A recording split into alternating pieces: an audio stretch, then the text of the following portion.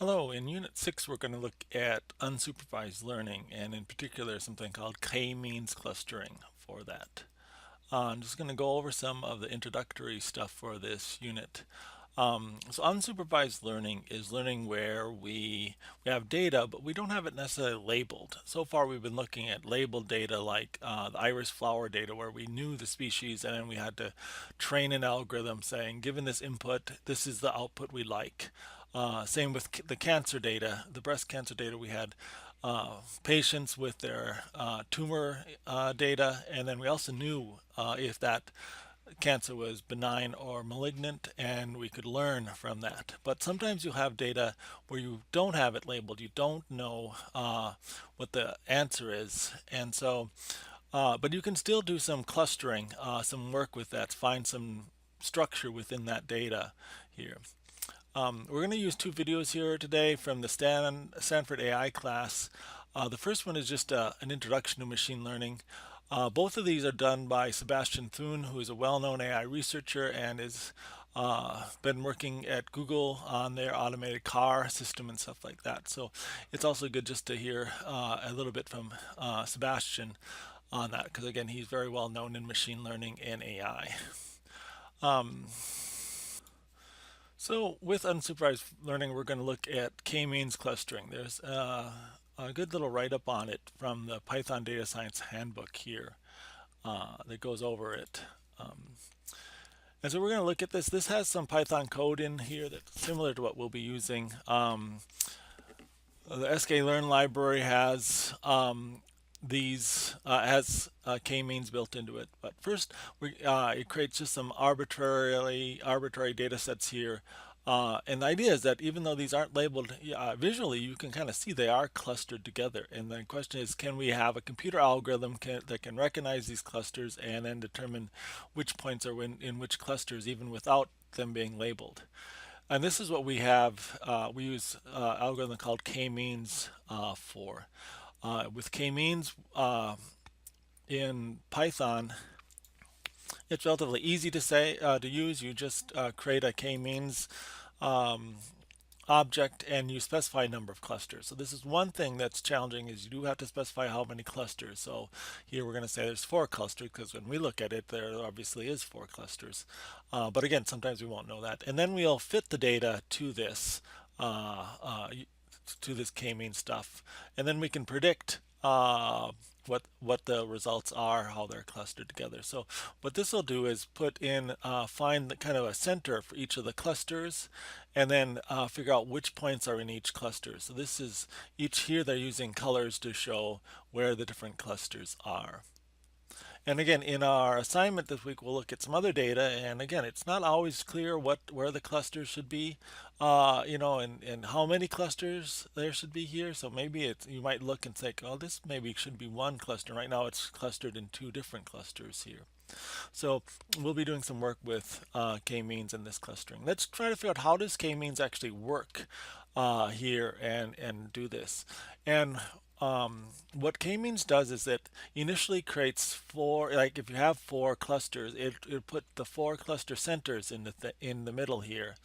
And then it'll calculate how close the different data points are to these clusters and which data point should be in which cluster. And then it will move the clusters around a little bit. This isn't a great version of it, so I actually prefer Sebastian Thun's from Stanford AI. He has a better, more visual description of it through this video. So this visual video walks it through.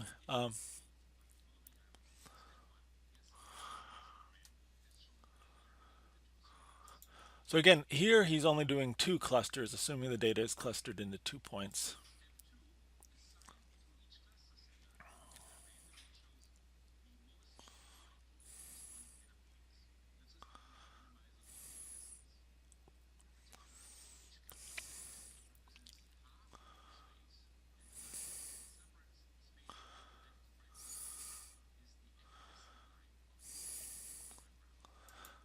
So again, what they do is pick two random center points. In this point, in this example, they just happen to be near each other, though they could be anywhere on in the data set. And again, for every data point here, they said which is it closer to this center or this center. And so they said this one is closer to this one. This one turns out to be closer to this one, and this one also is closer to this. So all the ones in this green area are closer to this green point, and all the ones in the pink area closer to this red point. And again, they're just using Euclidean distance to calculate that.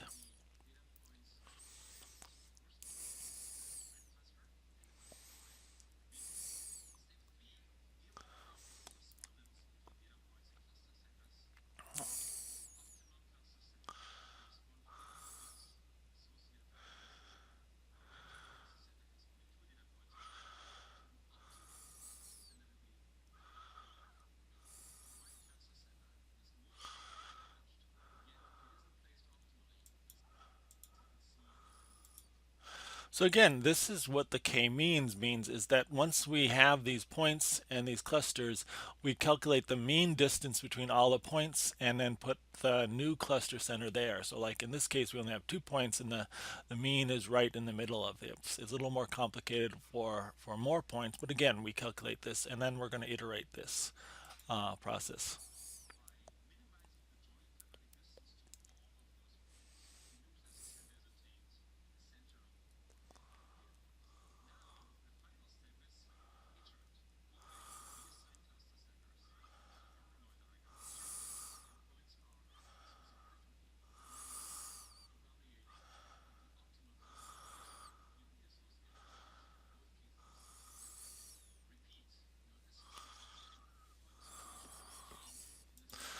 So this is an iterative process. Again, we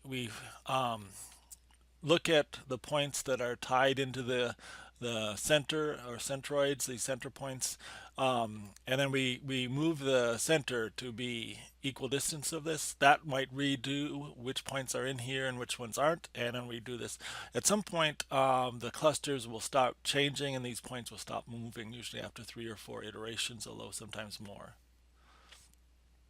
So that's kind of the idea of this K-means clustering, and this is trying to show the same thing. We start with some 4 random points. We figure out what's associated with those ones, and again, then we reassign, we move those to some average differences, and we do that through a number of iterations, and we end up with these clusters and these centroids, the center locations for each cluster that we have marked. So that's the general idea with K-means. We don't have to implement that because again, it's implemented within SKlearn, but the algorithm itself isn't that hard to do. I've had students implement this with Java without much difficulty. It's a rather simple process for this. Um, in fact, here's often the code that SKlearn uses for this. So again, it's not an overly complicated process, but again, we're not going to worry about that. So the idea is that you can assign data points into clusters as long as you specify how many clusters you want when you start with that. Now, every time you do this, you'll get slightly different clusters because of the way the initial means are randomly chosen. So we can run this again, and we might get slightly different clusters, and they might not match what we might commonly think of them. So it is possible to get different clustering methods when we run this. And in your practice example, you'll run this a couple times and see if you can get, if you will get different clusterings. Now, for most of the random positions, you'll probably end up with the same 4 random clusters because the data is clustered very clearly here. But again, you can start with random initial points where the clusters will turn out differently. For example, here, all these middle ones got put in one cluster, and this kind of cluster got actually broken up into 2 clusters because of the random initialization for that. You can also do more clusters. So here we're looking with more clusters that we're working with, 6 clusters here rather than 4, and so it is actually dividing some of these clusters in half. So that's going to be the challenge sometimes, is how do we figure out how many clusters to have. Now there is something, we'll look at 2 different analysis. One's called elbow analysis and one's called silhouette analysis. Silhouette analysis is built into K-means, and it does some graphing here to show how the data is clumped together. And we'll talk more about this in the assignments. Now, K-means does have some issues with how it clusters things. So if your clusters are kind of strange nonlinear sizes or shapes, you can run into trouble. So like here, you can actually look and visually you can see there's probably two different clusters here, but K-means clusters them differently because they're kind of non-linear, they're kind of curved cluster shapes and things like that. K-means works best when the clusters don't have a set nonlinear shape to them. And so there are ways of working with these to do different clustering mechanisms. This one uses something called spectral clustering. We won't get into that in this class, but again, just so you know, there are some issues with K-means and it doesn't work in all cases for this. Now, this works through an example that we won't go over in our practice ones, but you should be familiar with. And this just uses K-means clustering on our digits. So here's our, remember our minced digit sets, handwritten digit sets. We set up some K-means data on that. And we try to score, tries to cluster the data here. So what this is trying to do, when we looked at that, we trained the data and we had the images and we also had labels for them, so we knew this was a 9 and this was a 5. But now even if we look at the data without the labels, if we skip the labels and just try to say how are they clustered, are all the 5s kind of look like each other, we can get this score. And look, this is a confusion matrix and it's saying that all the zeros match pretty well, but again the all the shapes that are 1, some of them look kind of like 2s and some of them look like 8s and stuff like that. So there's different clusters they fall into for that. But we're not going to worry too much about that. We're going to look at a couple different algorithms examples in class. So okay, so again, that's the Stanford AI description of clustering is this nice little example here. And again, we'll be looking at two more articles here on clustering. One is the elbow. Let's talk about this. This is just from a blog post, but I still thought it was rather good here talking about the elbow. And what this does is show this. The idea is that we can measure, we can have like two clusters, and we can then measure how far each data point is from their cluster values. Are all the points in that cluster close together? And we can have some measurement of that, the distance every data point in the cluster is from each other. Now, if you have only one cluster, all the data points are pretty far away because all the data points are in that. But again, if you have 10 clusters, all the data points in one cluster, there's only going to be there are going to be fewer data points in each cluster, and they're going to be closer together. So then the distance between all the data points in the cluster is going to be relatively small. And our goal here is to find data points, the number of clusters that will reduce this distance nicely. And at some point you kind of see it levels out here, and this is what often is called the elbow here, is we don't want cluster sizes up here. And again, it doesn't make sense to go from 9 to 10 or 11 clusters because the distance between the points in the clusters don't really change much. So anything above even probably 7 here is not that useful, between 7 and 14. So what we want to do is look at cluster sizes like this, like maybe 3, 4, or 5 clusters in this elbow area of this. So this is where we want to focus on when we're trying to figure out how many clusters our data set might have. We'll try to do this graph. And this graph, again, does K-means multiple times. Each time it does K-means, it figures out how closely related the clusters are and plots them. So this is with 6 clusters, this is with 7 clusters, this is 5 clusters, this is 4 clusters. And we want this distance to go down, but we don't want it, we also want a cluster size to be as large, as small as possible. So we'll pick something like 4 here, where the cluster size is relatively small, but then the distance between all the points in those clusters is also relatively small. And then the last thing we want to go over is, again, return to the silhouette analysis. Again, we mentioned it earlier with this other link here. This is a little more detail on it. So this talks about silhouette analysis, and again, what silhouette analysis is going to do is we're going to look at every data point in our data set in each cluster, and we're going to measure how close it is to the cluster center, and then or and the points in the cluster, and how close it is to points in the other clusters. And we're going to give it a number between a -1 and +1. And +1 is going to mean it's really close to all the points in its cluster and very far away from points in the other cluster. And that's what we want. We want a high value.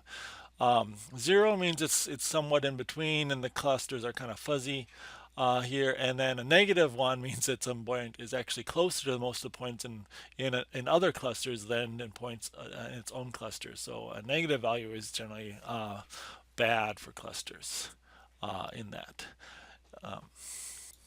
Typically in silhouette analysis, we will calculate the silhouette for different amounts of clusters, and there's code for this. So this is with some sample data here, and 2 clusters, and it's showing the silhouette analysis for the 2 clusters. Now this cluster is all pretty close together here, and it has pretty good results here. High, way above zero point 0.8, so that's really nice clusters, and almost all the values are high like this. We don't have anything dropping and none dropping into the negative range here. Now this cluster is a little more spread out, and could technically maybe be 2 or 3 clusters, and so it's a bigger cluster here and a little lower value, so that each of these data points here is plotted as a line here.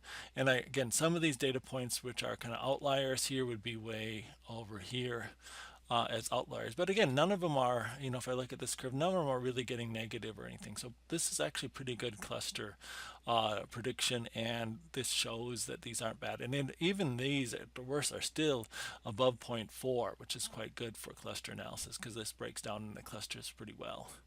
So here's maybe not as good clustering system. So there are some nice clear clusters. Blue is a clear cluster.